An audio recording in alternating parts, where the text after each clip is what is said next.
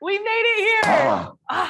Hi, everybody. Welcome. Thanks for joining us today at the New York Fashion Week B&H Creators Workshop featuring Tati Bruening, aka Illuma Tatiana. Hello. My name is Oliver Covret. I am a photographer, cinematographer, and of course I work at the B&H marketing department in creator marketing, where we like to build community. We like to provide educational workshops and some cool creative events as well. For a lot of the new people here who may not have been to our New York Fashion Week events in the past, we always know that Fashion Week is a time of a lot of work for a lot of beauty and fashion content creators. So we always like to kick off Fashion Week with a little educational workshop to help give you some tips and tricks to kind of go out there and tear it up this week. So of course we started off with Tatiana. Hi. Tati is an amazing 20-year-old photographer, creative director who kind of found recent success and fame photographing TikTok stars. Well, don't say it like that. You up there, girl. You know you up there.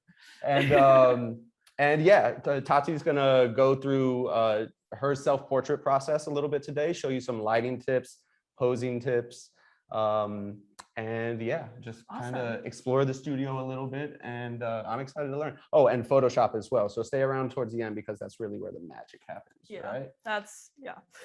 So without further ado, I will leave it up to you. And oh, and also at the very end too, we're gonna have a Q&A session. So the workshop should be about 45 minutes to 60 minutes or so. At the end, Tati and I will sit down with a little Q&A session. If any of you do have questions, you can feel free to ask them in the chat. We have a couple B&H gear reps in the chat that can answer any of your tech-related questions. And then Tati and I will sit down at the end and also do a Q&A session. So if you have any burning questions, save them for the end, and then we'll help you out.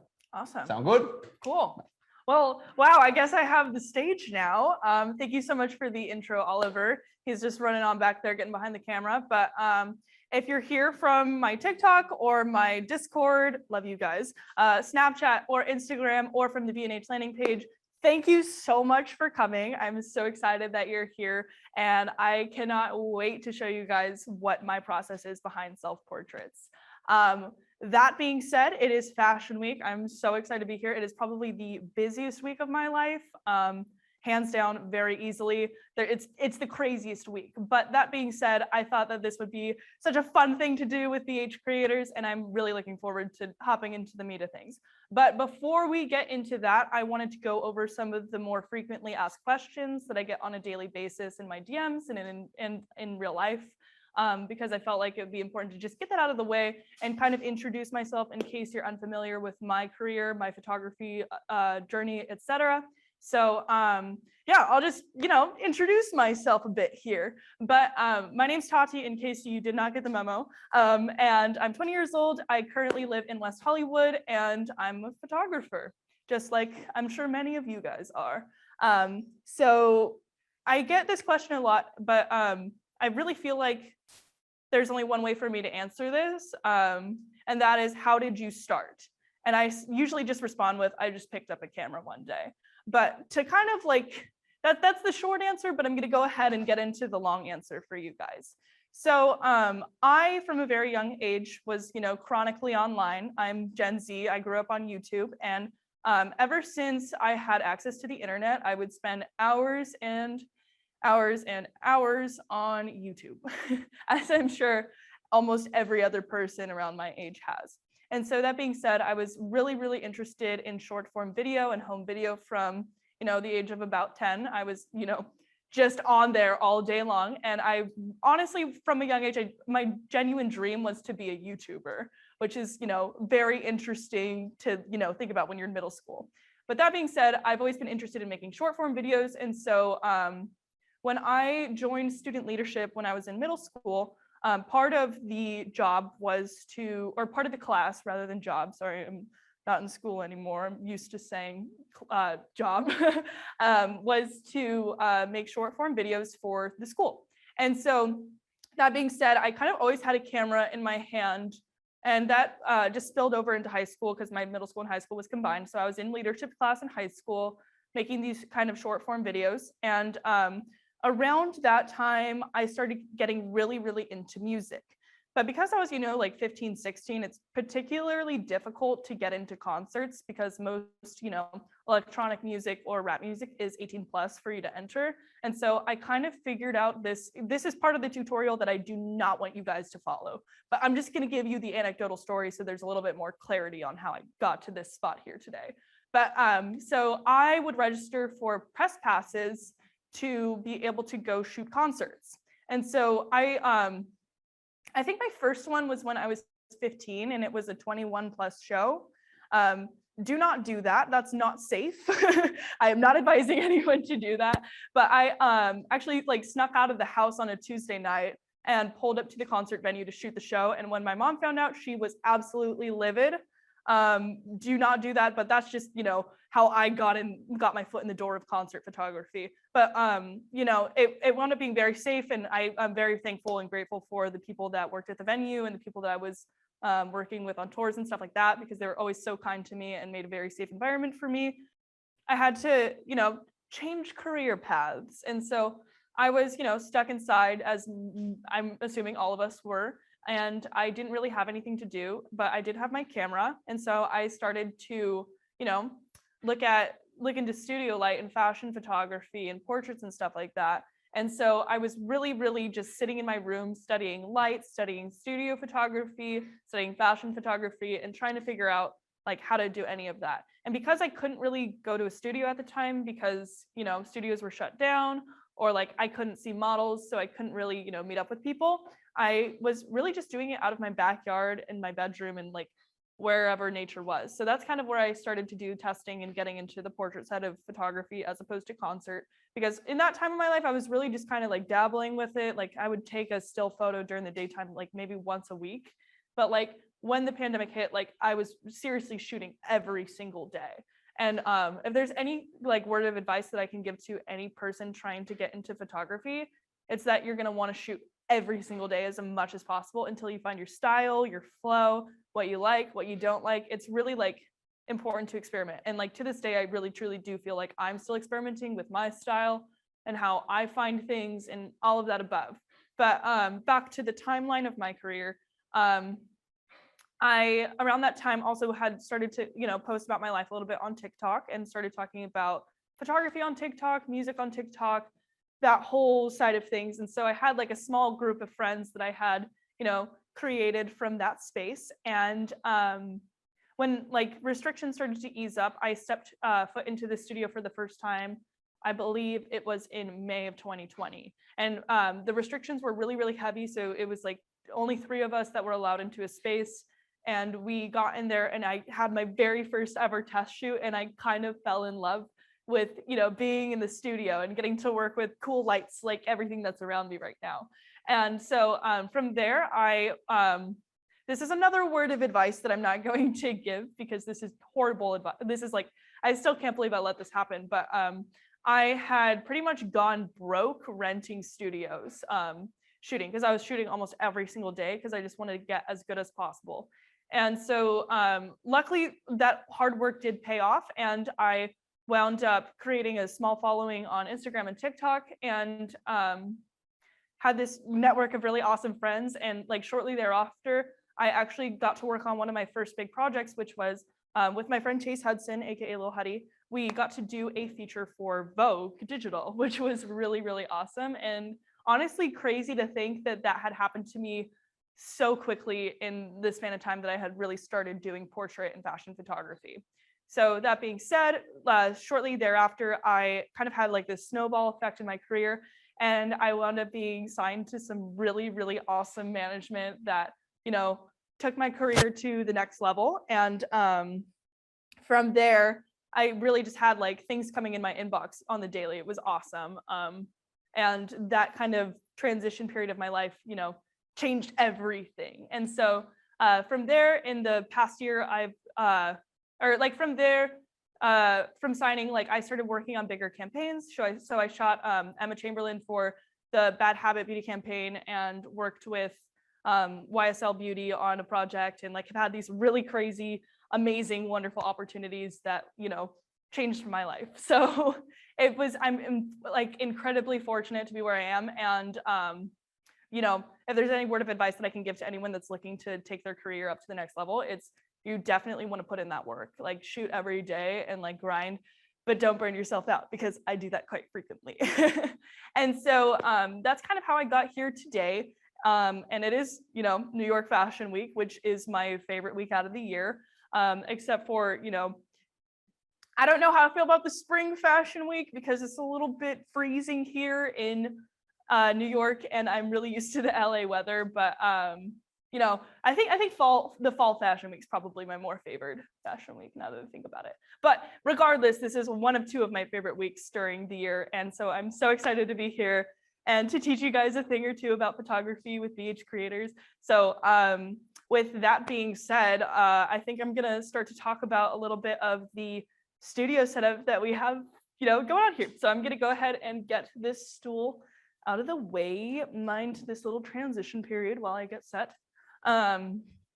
So what we have here is pretty much my favorite type of lighting and studio setup when it comes to shooting portraits and fashion and all of that world. So I obviously have the white seamless, which is really fun to be able to change the toning of later on in post. So I typically stick to white, also because of the fact that like depending on your distance from the backdrop and the type of lighting that you're doing, it can brighten up and darken the backdrop. So I typically stick to white. And then over yonder we have 3 C-stands. Sorry, Chloe's fixing something really quickly for us. So we have 3 C-stands, each of which have a strobe on top of it. These are the Elinchrom ones, and these 2 on the side are our, what I like to call ambient lights, because they kind of, create the atmosphere of the space. So we have one over here and then one over there, and they each have a bulb reflector, right on top of them. And so what each of them are facing, rather than facing the subject, which would be me, which will be right here in a little bit, they are facing outward towards a V flat.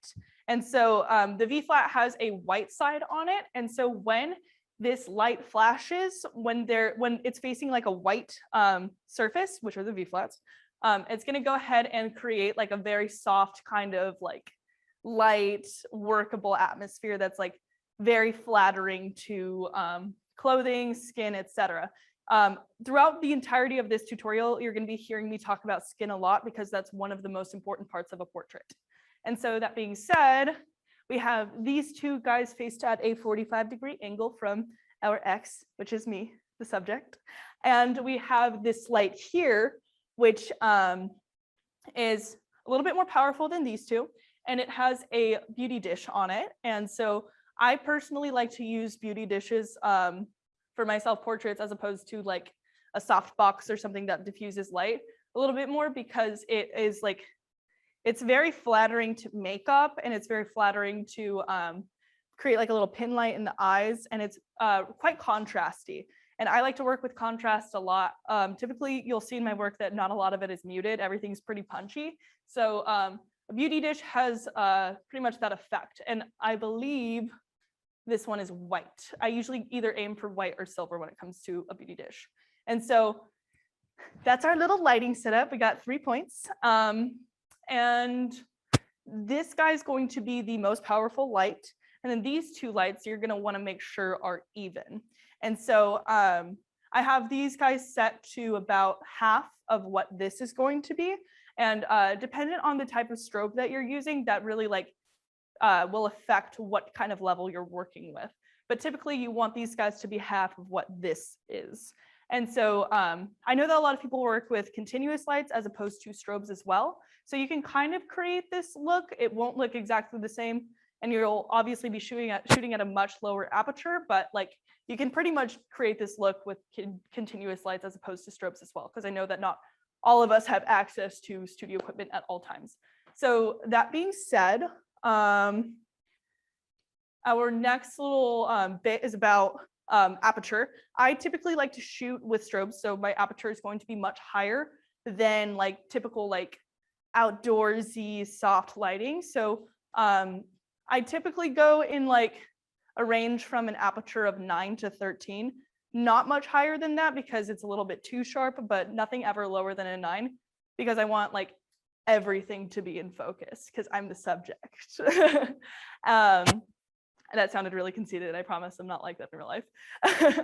And so our settings for today, we have our aperture at an 11. So that's going to be nice and crispy. You'll see later on in post how we're going to have every single eyelash in focus. It's going to be really awesome.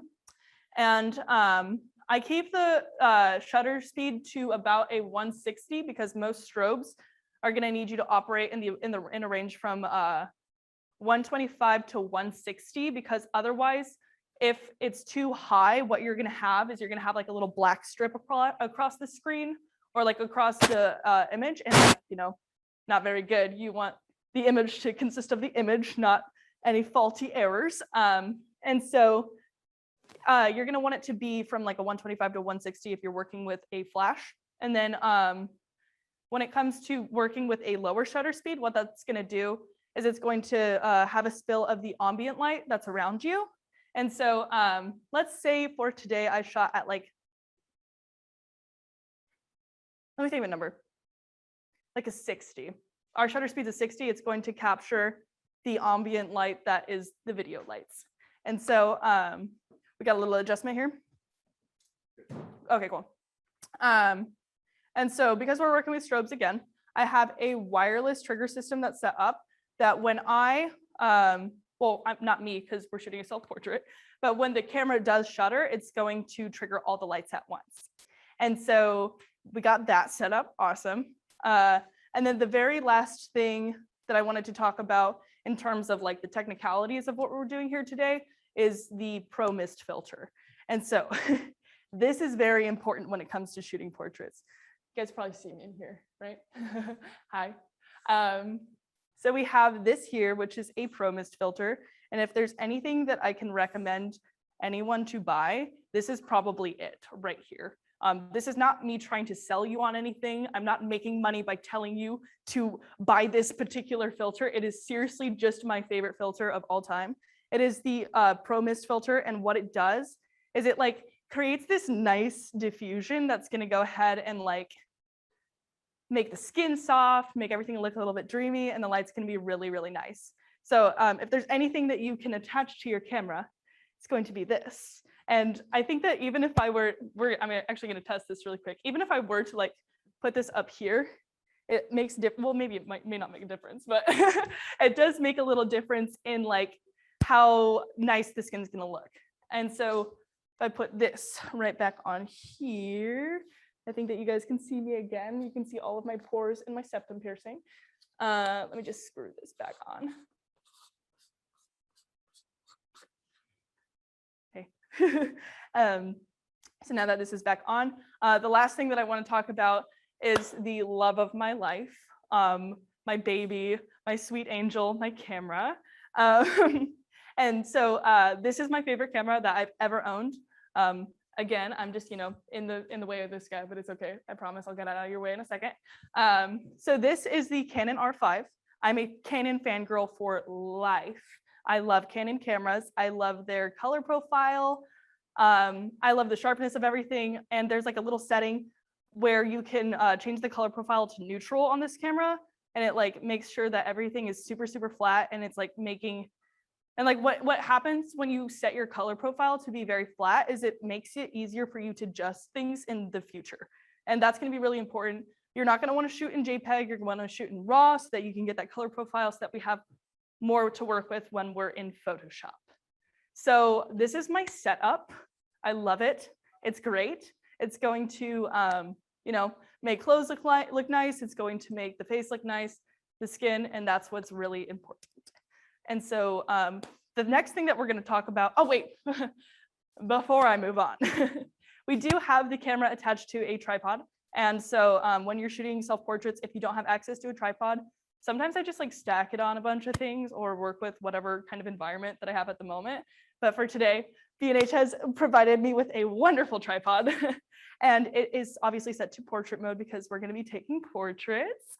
And yeah, so this will make it like 20 times easier. But if you don't have a tripod, you can obviously like stacked boxes and textbooks. That's what I used to do back in the day. So yeah, that's the setup. It's honestly a lot simpler than it looks, because I know that if you are someone that's unfamiliar with studio equipment and you're here in the chat, it may be like very intimidating, but like I can assure you that when I was first getting into things, like I couldn't have imagined this, but it's a lot easier than it looks. So yeah, okay. The next part that I wanted to talk about was modeling. So I know that there may be some models in the chat, and I commend you guys. You guys are awesome. But if you're a photographer, the idea of modeling can honestly be terrifying. Like I know that for me personally, I may have had like a small modeling background back like in the day, like when I was like 15. Sorry, I'm saying like a lot. Just a little nervous. You guys make me a little nervous. But back in the day when I was like 15 or so, but like I genuinely didn't start getting comfortable in front of the camera until I was like, honestly, like a couple months ago. So fear not. This is like something that we all have to go through as photographers. It's like sometimes very scary. So I'm here to help you out, give you some tips. And if you're a model, then I'm gonna be here to give you camera advice. So the first thing that we're gonna talk about in modeling to make things easier is music. Music is really, really important. And if you don't mind me, I'm going to take a sip of water because I'm getting a workout running around this set, quite honestly. Okay. So when it comes to modeling, one of the most important things is music, because no matter what you're trying to convey or portray, I like highly recommend that either you for yourself or your model has a playlist ready to go for when you're on set. So let's say that you put together a Pinterest mood board that's like really, really sad and dreary, but like a little bit grungy. If you're a model, or if you're shooting a self-portrait, what I recommend playing is like, you know, some Lana Del Rey, some of The Neighborhood, something that's going to make you feel a little bit, you know, sad or whatnot, you know. But if you're doing something happy, play the song Happy by Pharrell Williams. I don't know what your guys' happy music is, whatever that may be, it works. It's your set and you can decide that. Or if you're the model and you should not be judged for what you choose to play. I'm probably going to be playing some weird techno music when we get into the part where I actually have to pose in front of the camera, so please do not judge me. But that being said, the thing that I wanted to hit here was also the fact that direction and telling your models or having an idea of what you want to portray in an image is really, really important. So for today, for example, I've got like this, you know, cute little silk piece on, and I'm feeling quite feminine. So I'm gonna try and go for something that's a little bit more soft, something more muted, because you know me, I usually like to hit like a power pose or something that's a little bit more, you know, masculine. But because of the fact that I'm feeling a bit more feminine in this, I definitely want to go for something that's a bit softer. But let's say you're on set and you wanted to curate almost like a fight scene between two models. You could literally tell them a scenario to like, well, this is something that I would do, but like I would sometimes tell my models to create a scenario between two of them and like play that out almost, so that like you're almost acting rather than modeling. So that's a big word of advice when you're directing other models, or if you're just trying to get like something in your head about what kind of posing you want to get into. Okay, so that being said, the next thing that you want to be aware of on set is if you are working with strobes, or like say you have a timer that's on your camera, you can hear the clicks or like certain, or you can see the flashes of how many shots are being taken. So for today, I have my camera set like to shutter every second or so, and every second that it clicks, you're gonna see me move a little bit, because you're gonna want as many frames as possible to work with. And so let's say that you're just standing like this, like this for like 7 frames, you're just gonna have 7 of the same image. But like if you go here, and then here, and then here, and then like switch it up a little bit, you have more options to choose from. So whether you are shooting a model or if it's you in the image, it's important to have a nice portfolio of options for you to pick from later on in post. And so that being said, again, today I'm going for something a little bit more feminine. I thought I'd talk about the difference between feminine posing and more masculine posing. So for today, I'm probably going to go for something that is going to create an S curve with my body. So something that's a bit more soft, feminine, delicate, light. But like, if I wanted to go for something that's more masculine, not today again, because feeling quite cute, you're gonna go for something that has harsh lines and angles and like makes you feel a little bit more tense. So whether that's like keeping your body like still, straight, you know, keeping that upright, conserving the lines of your body, that's going to give you more of a masculine feel. So that's the difference between masculine and like feminine posing in my eyes. Again, like it really comes down to the character or what you're wearing or what you're trying to portray. That being said, I'm trying to think if there was any more tips that I wanted to hit on modeling. Oh, this is important. I forgot to mention my friendly mirror. This is something that you are not going to see on every single set, but this is something that I may or may not have stolen from Paris Hilton. Not the mirror itself, but this tip that I'm going to give you guys. So I was, scrolling on TikTok one day, as I do every single day. It's how I start my day and end my nights. And I saw that Paris Hilton had posted a TikTok about her bringing a mirror to every single set, and it like had me hooked off the start. And so the reason why I have this mirror here is because I can see myself as I'm posing, which is awesome because then I am not like guessing what I look like to the camera. I can literally like see it as I go, kind of fun, right? And so this is our friendly mirror. If you are working with an unexperienced model, or like say that you're doing a celebrity client or someone that's typically not in front of the camera a lot, this is so helpful and will make them feel so much more comfortable knowing that they can like see what they actually look like. So I have a mirror on every single set. Again, like if you're working with very experienced models, you're probably not gonna need a mirror, but like it's something that I like to have around. And then the last thing that I wanted to note on is the fact that you're going to want to pick a good side. It is very, very rare that we do not have, or that someone does not have a good side because, nobody's perfectly symmetrical. I'm not perfectly symmetrical. Kendall Jenner's not perfectly symmetrical. And even Oliver, who's behind the camera and working so hard for us, he's not perfectly symmetrical. Or maybe he is, and then if he is, that's good for him. But that being said, so you're gonna wanna understand the way that your face looks on camera, understand which side is your good side. And so for me personally, this is my side. I like this side. I look good with this side. I'm hoping that Oliver only is recording this side of my face. But so that's where you're really going to want to focus your posing and your direction.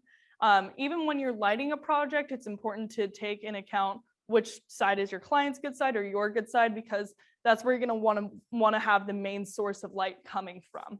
So like I would probably cry a little bit if the light were coming from just this side over here because of the fact that this is my bad side, and you would only get to see my bad side because this would be off and it would just be sad. I would be very sad. But that being said, I think it's about time to get into the part where I actually shoot myself. That sounded really bad, where I photograph myself. I should have run that back a little bit before I just said that. I'm so sorry. But I'm just gonna go ahead and get my self timer set up and we're gonna get into it. So what I have here is I have everything set up. Let me just go ahead and get this on an interval timer.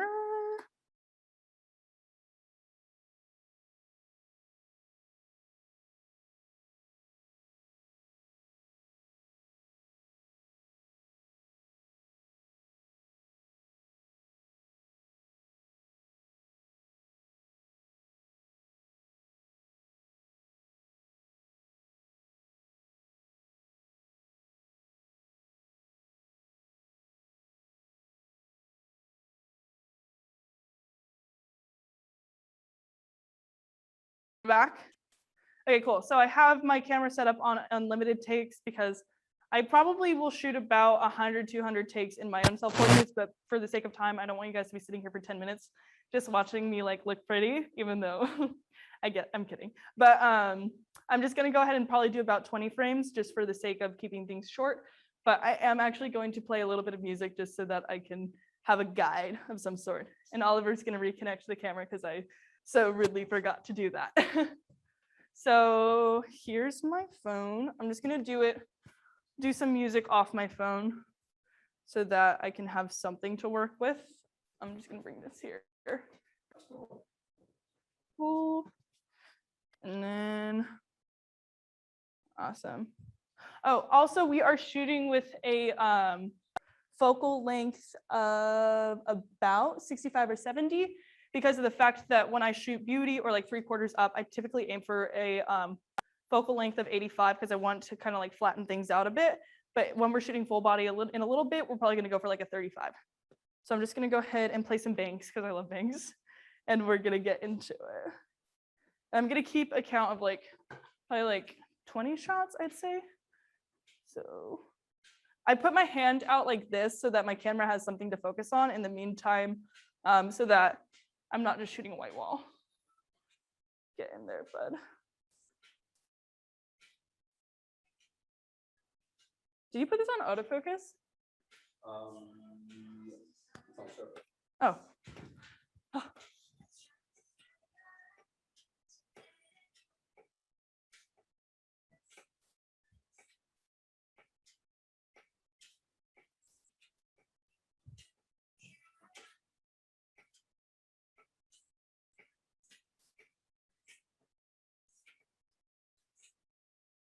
Okay, cool. That should be enough. Awesome. Let me get this on pause. Now we have a little bit to work with. We got some content there. But so that was like just a little 2/3 up-ish. Is my dress all good? I just want to make sure my dress is all good. We're good? Okay, cool. So that was like a 3/4 shot, just really quick. And then I'm gonna go ahead and show you guys a little bit about how I capture my full body shots. So I'm just gonna go ahead and zoom this guy out to be about a 35. Let's see here. There, and then I'm gonna go ahead and just check the viewfinder.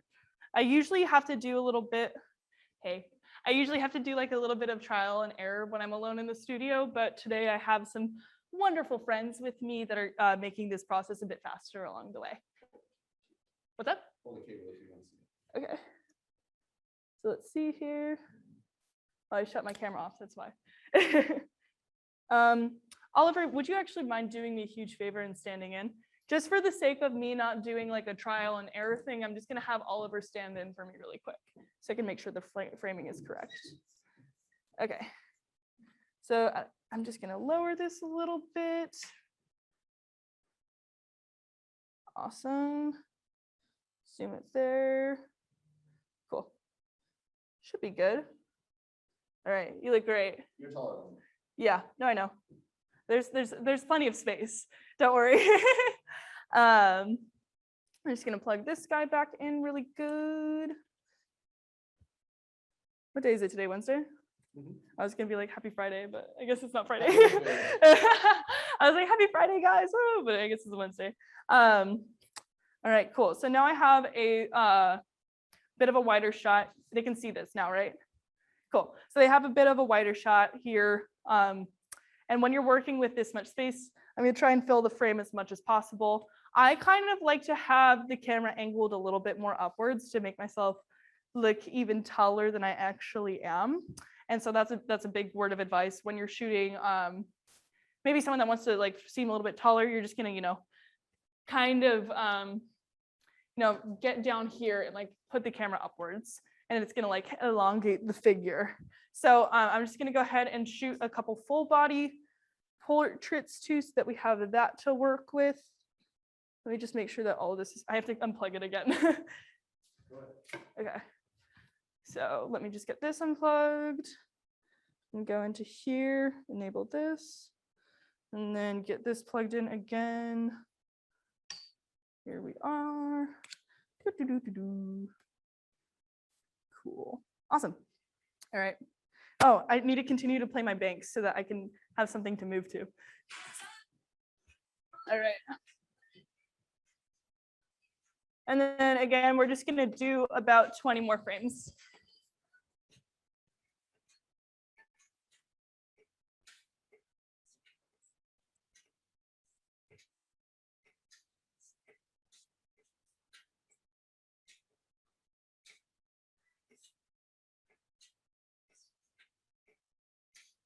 Cool. That should be enough. All right, I'm just gonna go ahead and shut this off really quick. And awesome. And this is usually the part of set where I'm like, that's a wrap. And then we go home and everyone takes everything down. But for today, I'm going to give you guys some live retouching. So I'm just going to go ahead and grab this SD card right here. And I'm going to need a minute to get myself connected to Zoom on the other one. So just bear with me. But I do have my laptop right here. Amazing. It rolls. It's super swag. And Oliver, I may need your help here in a second to get myself on Zoom. So I'm just gonna go ahead and do this really quick because this one disconnected.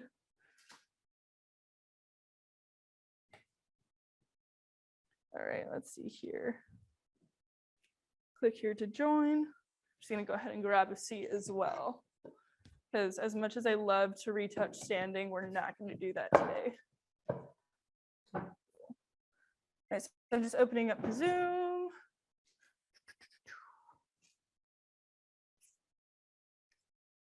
Here we go. Sorry, I'm entering a passcode and stuff, guys. All right. Join with computer audio. Oops, did not mean to do that. Awesome. All right, so I think that, is this one live? Okay, cool. Just gonna go ahead and continue here. Here, gonna close out my desktop. And we're gonna go ahead and import these images and take a look. All right. So here we go. What's up? Are you sharing? Yeah, I'm going to in one sec. Just getting this plugged in. Awesome. So I'm just gonna go ahead and share my desktop here. And then I prefer to edit with Capture One. So I'm just gonna go ahead and open up Capture One. Let's see here. Let's do this.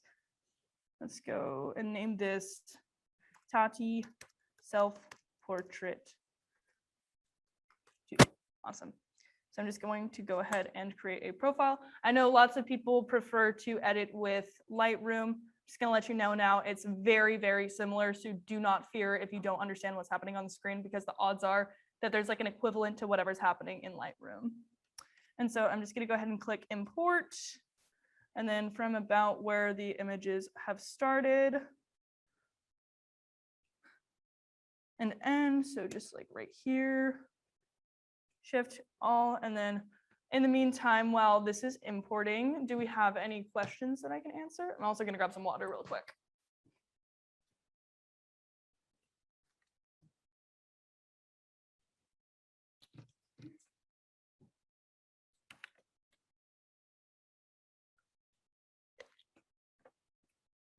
Last question I have to is just a question about lenses. Do you, what lenses do you commonly shoot with?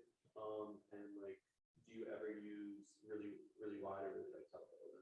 Oh, okay. So I typically when I travel, I have the 24 to 105 on me because you can kind of get like a nice range of like from something super wide to something that's a bit more zoomed in. I typically work with something that's very wide when I'm doing like fashion scenes rather than fashion portraits.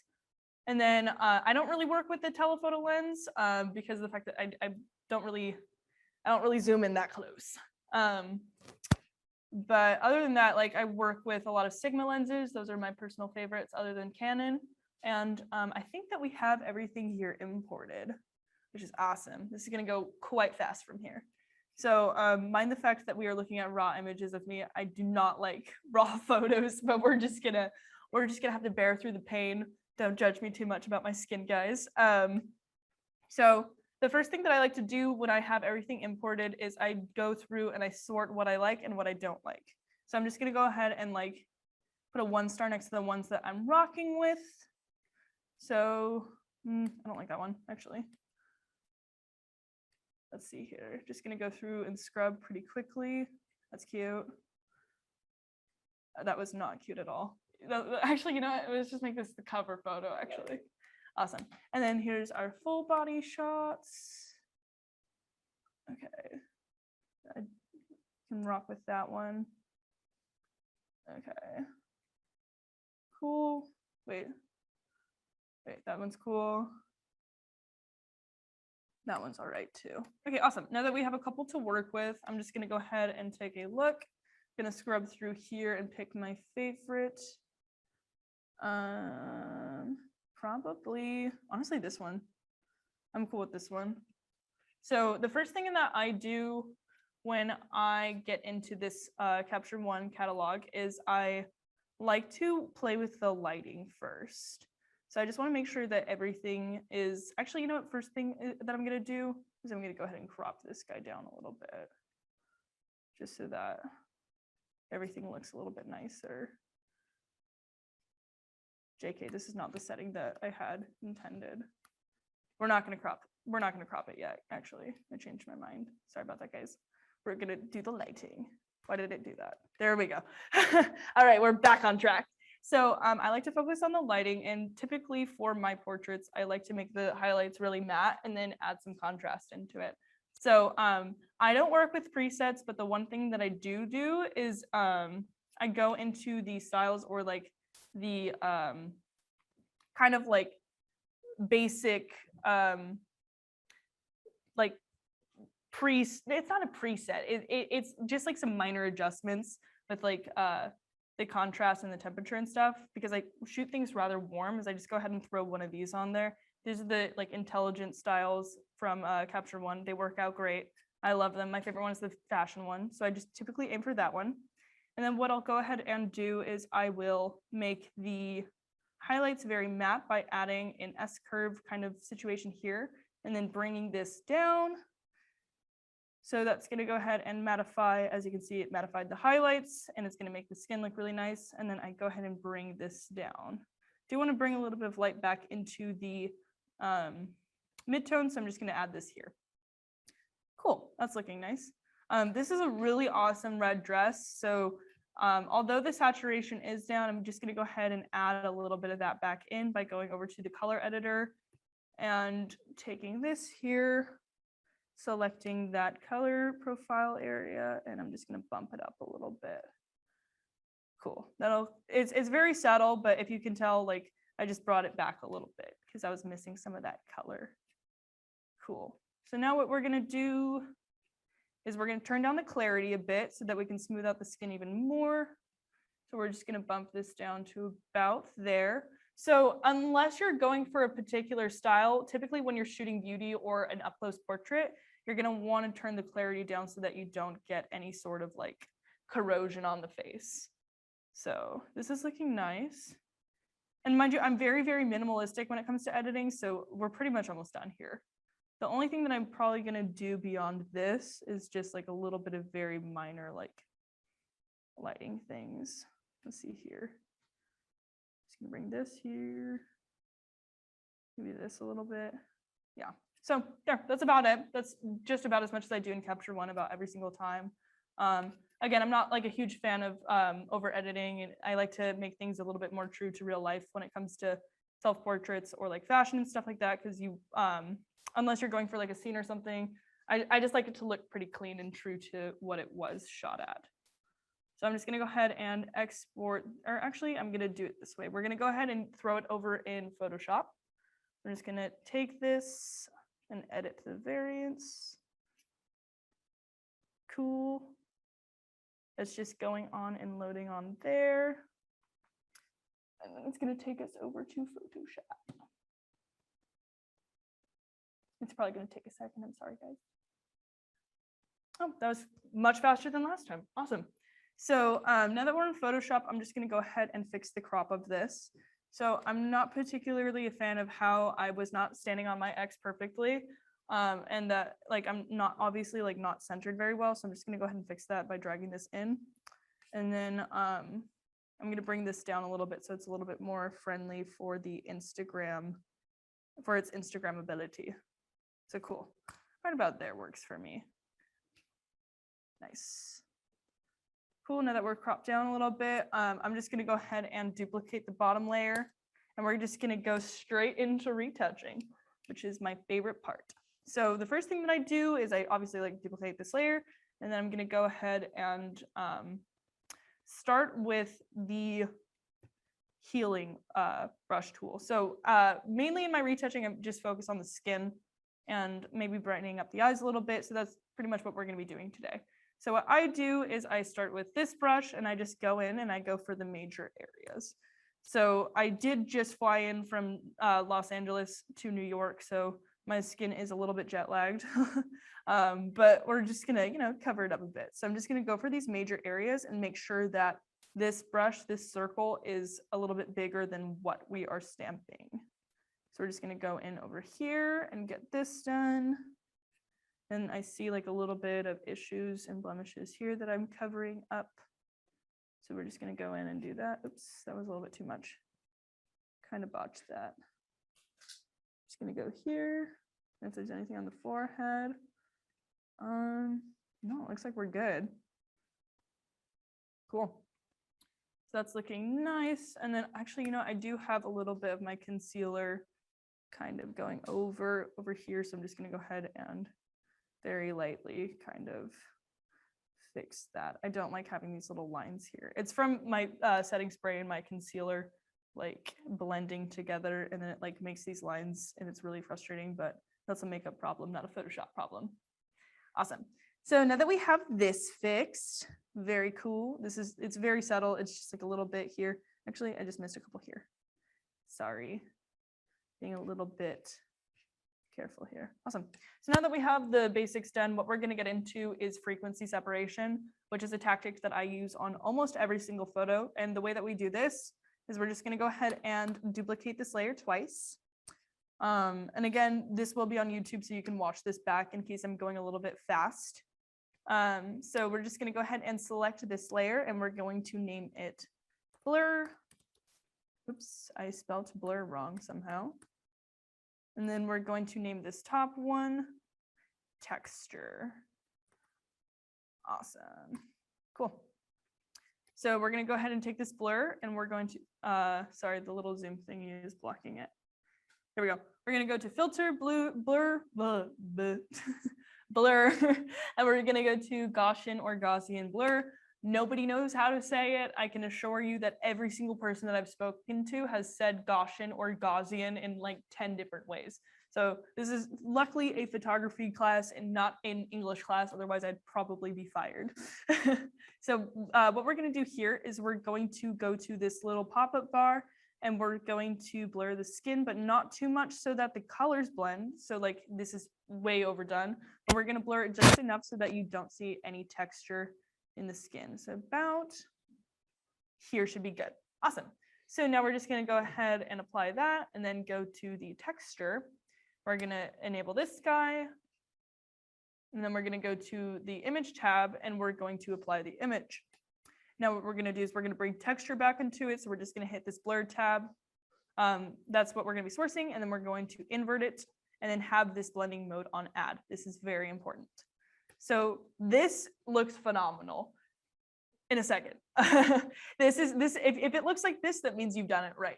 So what you're going to go ahead and do next to get rid of this like weird gray thing happening here is you're just going to go to this tab and you're going to hit linear light. And as you can see now, we're back to normal. But what we've done here is we have set ourselves up to do some awesome frequency separation. So what we're going to do here is we're going to hit the clone stamp tool. And then we're going to hit the flow button and we're going to turn it up to 100 and then make sure that this opacity is about at like 1/3. So now that we're here, we're going to make sure that our hardness is down to here. And then we're going to make this like about this big. That works. And so what we're going to do here is we're going to take some healthy patches of skin and we're just going to drag over the parts that are bugging. So for me in particular, my under eyes are not doing great right now. So we're just gonna like smooth that out there. And this is kind of the difference it makes. It just like really gets your skin to look nice and pretty. So I'm just gonna work with this area here and then a little bit on my jawline and then a little bit on the chin. An important thing to remember when you are working with frequency separation though is you don't want to overdo it because otherwise the skin is going to start to look plasticky and that's not what you want to do. All right, awesome. That's nice and subtle. We're looking good so far. And so the next thing that we're going to do is we are going to combine all of these layers into one so that we can get into the next part, which is going to be like some more subtle things and then the eyes. So I'm just going to go here. We're going to layer smart object and we're going to convert it to a smart object. And as you can see here in a second, while it's converting, actually, while it's converting, I can go ahead and talk about why I'm barefoot. So we are working with a white seamless, and I don't like to have footprints or like shoe prints all over like a white seamless because of the fact that you're gonna get like scuffing. So I honestly, anytime I'm in a studio space, you'll either see me just wearing socks or just completely barefoot. Also, don't show my feet. No, don't show my feet, bro. What? I did not start this. This is an educational live. So well, everyone's laughing at me in the studio now. You guys can't hear it, but everyone's actually laughing at me in real life. Stop. So, okay, now that it's converted so conveniently on time, thank you, Oliver. We can go ahead and see the difference from start to finish. So this is what we have so far. Obviously, like some people are going to need less, some people are going to need more. It's really just up to your preference. And so now what we're going to do is we're going to work on, let's work on the eyes. So we're going to go to the clone stamp tool again. We're going to have the, sorry, I can't see from the little zoom thingy. We're going to have the opacity to about here and then turn the flow to about here. And what we're going to do is we're just going to go in and we're going to, oops, we got to rasterize this. My bad. And we're just going to go ahead and smooth out some of this redness. I'm not used to the weather and also my contacts were acting up today, so I do need to get rid of some of the redness in my eyes here. Cool. It's really subtle, but it just gets the job done and doesn't make your eyes look too unnatural. But yeah, there we go. Cool, and let's just do the other one really quickly. And to everyone's surprise, I have to inform you all, because you can see it in Photoshop. No, this is not my real eye color. My eyes are blue. They are not brown. This is a contact. I just like the way that the brown contact looks. So I do that every day. That's besides the point. Kind of rambling here. So yeah, I'm just getting rid of that contact line so that it looks a little bit more natural. It's a very subtle thing, but yeah, just making sure that this is gone. Cool. Awesome. This is the difference it makes. As you can see, definitely like makes everything look a little bit more healthy. Cool. And I think that the last major edit that I'm going to make is I'm going to go ahead and make a curves layer, and I'm going to turn this guy up so that it looks super, super bright. And then we're going to do Command I to invert it. And what we're going to do is we are going to take our brush and we're going to go over the eyes. Again, this is going to be on YouTube, so fear not, you are going to be able to follow along slower. So what I'm doing here is I'm just drawing this layer onto the iris of the eyes, and it's just going to go ahead and brighten things. But when I zoom out, you're going to see that this looks psycho because of the fact that we have not converted it yet. I look like a zombie here. But what we're going to do is we're just going to go ahead and change our blending mode to, sometimes I do soft light, other times I do luminosity and change the opacity of it. But today I think I'm going to aim for soft light because I like the way that it looks. So I'm just going to go ahead and take this. It's still a little bit intense for me. I'm just going to turn it down to about there, so it's a lot more subtle. Yeah, as you can see, like it's a very subtle difference, but like I don't like to go too overboard with my retouch either. All right, so now that we have this, the last thing that we need to do, or that I'm going to show you to do, this is really a small thing, but some people like swear by it. We're going to get rid of some of my necklines. So in a lot of beauty and portrait photography, you're going to see that they get rid of necklines, they get rid of a lot more, and it's a lot more intense on the retouch front. But like I typically just like skip this part. I don't really find it necessary. But the way that you're going to do that is you're going to go back to the healing brush tool, and you're going to just, you know, get rid of that part. Let's go right on over. Cool. So just like some of the lines here and there. Very epic. Awesome. And that's just like a nice little subtle change, but there we go. This is looking good. I think that the last, actually, I lied. We're gonna do one more thing. I'm just gonna fix my lipstick a little bit because it did start crumbling from all of the talking I've been doing. The way we're gonna do this is we're just gonna go to this tool, command click, and we're gonna change it to patch. And like these parts just need to be fixed up. So I'm just gonna go ahead and get rid of some of these crumblies because I don't like the way that they look. Awesome. Just getting this one here. Cool. Very swag. I'm gonna even out my lipstick a little bit here too. Cool. Epic. Yeah, I didn't overline my lips too hard today, so that's good. All right, and so here is our final before and after from the retouching front. And yeah, that is almost our final product. I'm just gonna go ahead and export it to the desktop to show you what that'll look like. So we're just gonna go here, export this to the desktop. I don't need to load a preview right now, so Photoshop, if you could hurry up, that would be cool.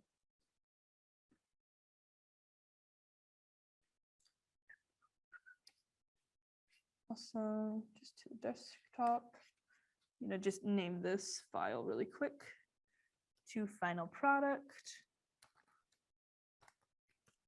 Awesome. And she's exporting. All right, in the meantime, any questions that we can answer? Tati, can you show the before and after? Again? All right. Kind of side by side. Oh, Or cutting back and forth. yeah, I'll cut back and forth here. I'll go really close and that'll probably be better because it's a bit wide. But here is our before and after again. Oop. Cool. Awesome. All right, and we are exported. So from here, what I usually do, we're gonna get rid of the capture one profile. What we're gonna do here is we're going to just airdrop it to my phone and then see what it looks like on the phone. For me, I like to check and make sure that it looks good on iPhone so that when I post to Instagram, it looks nice. But it seems as if my airdrop's not working, so I'm just gonna go ahead and quit sharing and text it to myself. This one's no longer sharing, correct? My laptop. Cool. So I'm gonna open up my text messages and text it to myself. Just because AirDrop is acting up really quickly.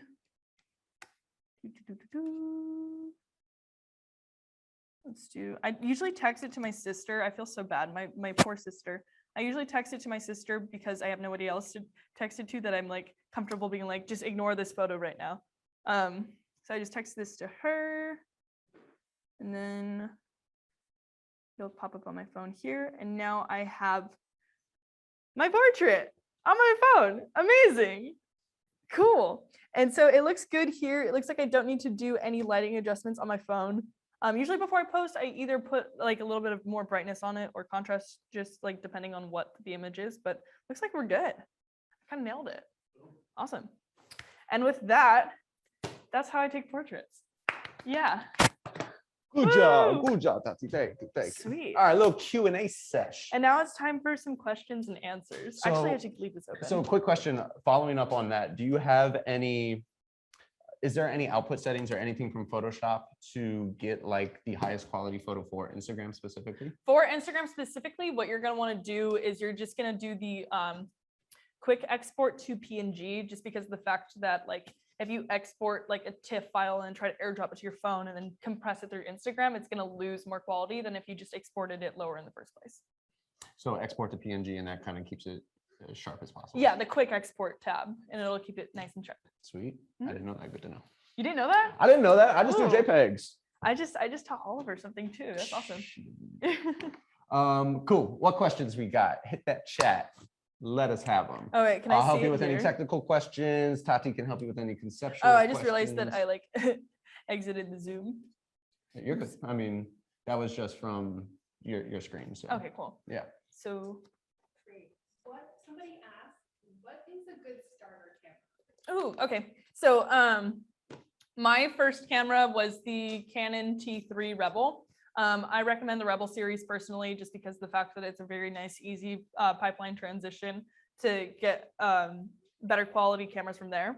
Or if that, even if like a Canon Rebel is a bit out of your budget, like you can do a lot with your phone nowadays, because what you really want to be focusing on when you're first learning photography is composition and storytelling, as opposed to like the nitty gritty of like, I mean, you can still work with like continuous lighting with a phone, like very, very well. But you're not gonna have to worry about like the, noise settings and stuff like that when you get your first camera and you're first learning. So yeah. I feel like I have to adjust myself here. Get as high as possible. Yeah, Canon Rebels are awesome, especially on the Canon side of things. And those are still DSLRs, right? And you're shooting mirrorless now. A lot of you have probably heard mirrorless cameras versus DSLRs, and we don't need to get too deep into it. But the mirrorless side, Canon also has the M series, which are that's a great starter camera as well. It's interchangeable lenses too, so you can still try different lenses. Still has a large image sensor for like good low light and for kind of like good cinematic quality. But it's compact and it's pretty affordable. So the Canon M series. Sony also is really popular. The Sony A6000 series, like the A64, 65, or 6600. Same type of thing. That's that Goldilocks camera. It's kind of right in the middle. Not too big, not too small, not too professional, not too consumer, kind of right in the middle. Those are what I recommend. What else you got? Why use strobes? Why use strobes? Because you can set your aperture really, really high. So like today I shot at a 9. And if you were to go outside in just normal daylight and try and shoot at a 9, it would still be too dark. So shooting with strobes lets you get more in focus, especially on the face. Like as you could see when I was working in Photoshop, like you can really get every single eyelash and you can get all that detail in. Yeah, it's the power for the dollar, essentially, right? Like strobes, if you had really, really powerful continuous lights, that would work fine as well. But the power output that strobes give compared to continuous lights are kind of much more efficient and much more powerful. Strobes can compete with direct sunlight and daylight. So hypothetically, if you went outside to shoot on a bright sunny day and you want to fill in some of those shadows, you could do that with strobes. Whereas with continuous light, you can do it, but you need really, really powerful kind of large cinema lighting. So they're just kind of hyper efficient. And there's like different levels of them. You have the really high-end professional ones, depending on the wattage and the power output that you need. But you can also have like really affordable strobes that aren't too expensive as well. We have another question. What is your go-to pose in taking self-portraits? Ooh, self-portraits, my go-to pose. I really don't have a go-to. I feel like I really just like hitting like a nice power pose, or like honestly just like standing straight is like really easy. You're just gonna put your shoulders up, back, and down and just like stand straight and like have the outfit and the environment do the storytelling for you.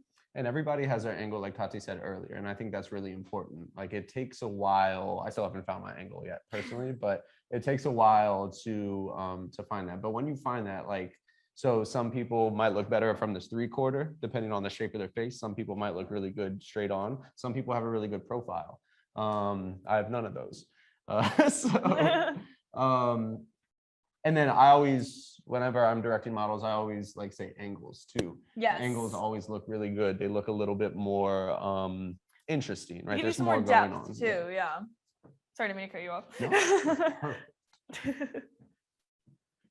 So I think our friends in the chat aren't able to hear the question. So if you guys could just repeat it. Sure. Oh, okay, yeah. But we have another one. Where do you get your inspiration for your photo shoot? Okay, so the question asked was, where do I get the inspiration for my photos? Oftentimes, like, I will have a real life scenario happen to me, and I'll try and find a subtle or more like coded artistic way to recreate the scene. Whether it's through clothing or creating a scene or like making a like almost like a movie still type of scenario. Like I really do tell stories about things that have happened to me or things that I've witnessed or encountered just in a more artful way. Or a lot of times I get it from my dreams. I'm a horribly vivid dreamer. So like sometimes I'll wake up in the morning and I'll just have to like write down like the image or the thing that was just popped into my head. It's really not from like a specific artist or like other sort of like film or any other medium. It's really just like stuff that pops into my head. I wish that I could explain that a little bit further, but like honestly, sometimes I'll just be like looking at like a mannequin or something like that and be like, it'd be funny if. There's a lot of irony that you'll find in my work. So trying to make things a little bit more playful and ironic in an editorial space. Yeah. Where is your dress from? Where's my dress from? Where's my dress from? Kess. So that's Kes, correct? Yes. So it's Kes. Go find it on Instagram and go buy the dress. Awesome. And who's your favorite person that you've ever photographed? Oh, y'all are making this hard. I don't want to pick favorites. Wow. I mean, I love working with friends. Oh, I need to repeat the question. Keep forgetting to do that. Who is my favorite person that I've ever photographed? I love working with my friends. I would say that like, I love people that are versatile and like, bring good energy to set. So in terms of like, friends and stuff, I love working with Chase, one of my good friends, Chase Hudson or Vinny Hacker. Really great friend. He's awesome. They both move well in front of the camera and we come up with some really fun stuff together. And then like in terms of like a professional setting, it was like really an honor to work with Coco Rocha. She is a phenomenal model, like amazing. She's so cool. She's just so cool. I'm like obsessed with her. So it was really, really fun. Do you remember the first lens you ever purchased? Oh, The first lens you ever purchased. the first lens I ever purchased. I don't know if this counts, but like every kind of like Canon camera comes with, when you buy like instead of just the body, when you buy the set, it comes with a starter or like a kit lens. I think that was a 18 to 55. yeah, it was probably like an 18 to 55 or something like that. Do you shoot with the wireless flash system all the time? All the time? Wireless, do I shoot with the wireless flash all the time was the question. As opposed to maybe tethering it in or wiring in specifically. Yeah, I always shoot with a wireless trigger. Yeah, there's so many wireless triggers accessible, and whether you're doing like a Pocket Wizard or like a third-party brand, or just like these are the Ellen Chrome triggers for the Ellen Chrome lights, or Pro Photo triggers for the Pro Photo lights. Pretty much all the manufacturers will make a wireless trigger for their lighting, and it's kind of like the standard way now. Almost everybody is doing that. It's just pretty affordable. It's not, a high learning curve. It's pretty easy. Once you turn them all on, make sure they're on the same frequency, and it's just done for you. Easy. Do you recommend investing in different color backgrounds? Do I recommend investing in different color backgrounds? When I do shoot in a bigger studio space, typically I'm renting from a studio, so I don't have to buy my own seamless backdrops. But at my own house right now, I currently only have white, because if I needed a color, then I could probably just go to a studio space. So no, it's not really necessary to have too many colors. Unless you're a studio owner, then you should have every color under the sun. Yeah. And then you also have to think about storage, right? So if you have, really high ceilings, like this is a 9-foot wide backdrop. These seamless come in different sizes, to 7 foot to 5 foot or so. And you want to store them standing upright. If you store them flat, then they'll start to get like wavy when you pull it down. And water damage. So you definitely want to store them upright. So yeah, you just have to kind of figure that out. If you have the space for it, if you have the tall ceilings enough for them, then by all means, they're not terribly expensive. What's the best way to get models to feel more comfortable in front of the camera? Oh, okay. So the best way to get models more comfortable in front of the camera. So typically, like, I don't shoot people unless I've met them in real life briefly for coffee, or had at least a Zoom call or some sort of conversation with them to talk about set. I don't recommend just summoning people from Instagram and having them show up without you having had a proper conversation about a concept, a mood board, and like having a goal together. So I think that having a conversation with a model prior to that is really, really important. And then when they actually get to set, make sure that this is something that happens to model friends of mine, and it's not cool at all, but make sure that like you don't switch anything up on them. You don't want to have any surprises when you're on set. You should always aim to stick to the mood board, or if you are going to adjust something, do it after shooting the said concept that you guys both agreed on, because it really is a collaboration when you're working with models or, you know, anyone else. It's not about you per se, it's about like what you're creating together as a team. So definitely like hype them up, make sure that they're having a good time. Have them let your models play the music that they want to play. That's really important. Sometimes I like ask them what their favorite snacks are, and I bring them their favorite snacks. Like it's like making a new friend almost. You know, you just want to like make a space where they're comfortable being themselves, and like you communicate that you want them to just be themselves and have fun, and that will usually, like, more often than not, create a good set environment. Also, consent is really important. There's a lot of unfortunate situations where like it's not agreed upon to like do certain concepts, so make sure that if you're shooting anything that is, you know, let's say you're shooting a vegan model, if you are bringing furs to set, like that might be something they're uncomfortable with. So go over certain things or triggers or whatever may be important on the list before your model appears on set, especially like if you're doing, I personally don't shoot lingerie unless it's of myself. But so like if you have somebody coming to set, you want to make sure that they're like comfortable with that whole list of things that you guys are doing. Who did you photograph when you were first starting out, and did you have a following? I would when I first started getting into, or you know, I'm just gonna say the question. The question asked was, who was I photographing before I had a following where I could reach out to people easier on Instagram? I was photographing like my neighbors, my friends, people from school, my family members, myself, just like people in my community. And then, yeah, from there, just kind of like getting the work out there made it easier to reach out to people with bigger followings. What are some things to avoid when looking for a studio? Some things to avoid when looking for a studio. The priority for when you're looking for a studio is going to be light. So make sure that the studio that you're going to, if you're shooting a daylight studio, make sure that they have proper daylight. If you go to a studio and it's too dark, then that's not very fun, and you're gonna have to figure out something to adjust. And then if you're gonna be shooting, let's say with equipment like this, make sure that if you're not bringing it to that studio, that you are accommodated and they have your needs at the studio waiting for you. Do you have any opinions on street photography? What kind of street photography? Looks like this person is wondering if you have any interest in doing street photography outside of portrait, like this man on the street, scenic stuff. I mean, okay, so the question asked was if I had any interest in street photography, particularly of just like life in what's happening around me.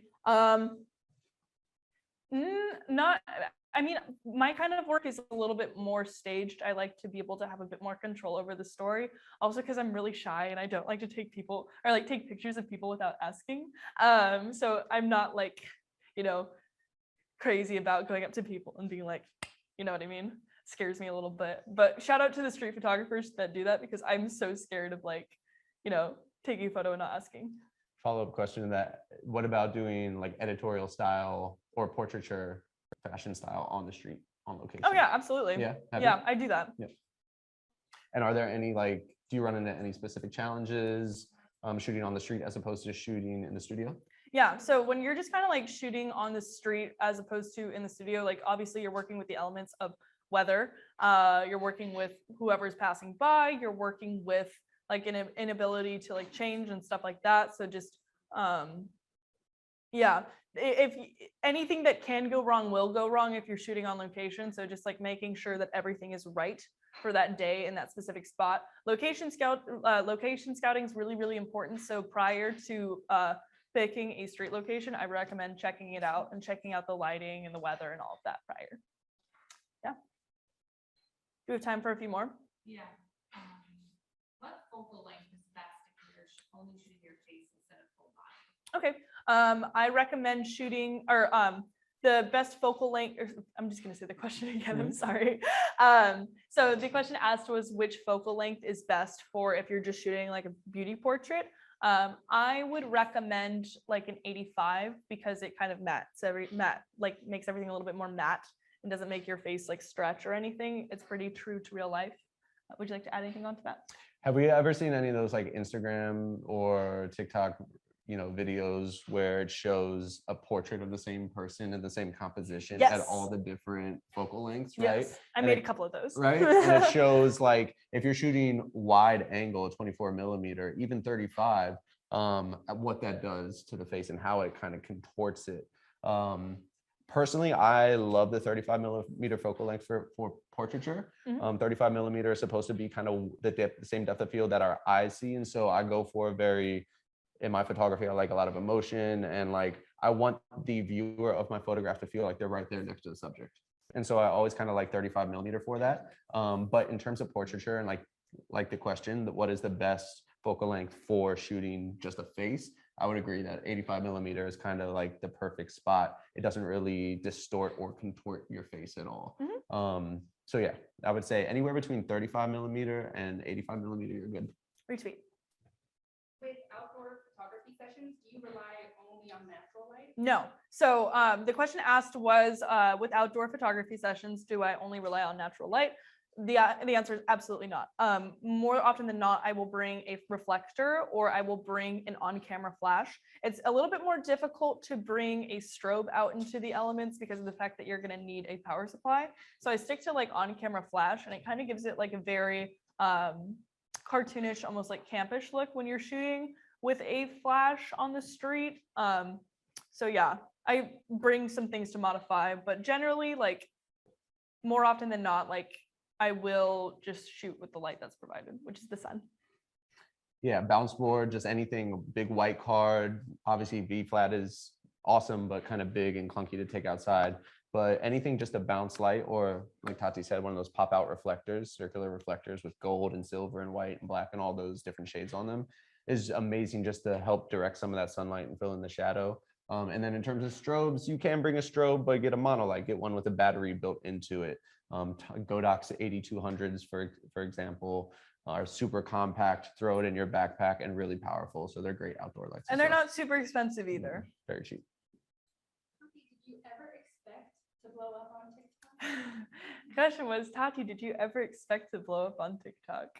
No, absolutely not. I feel like you should No. have said yes. Though. Just Why?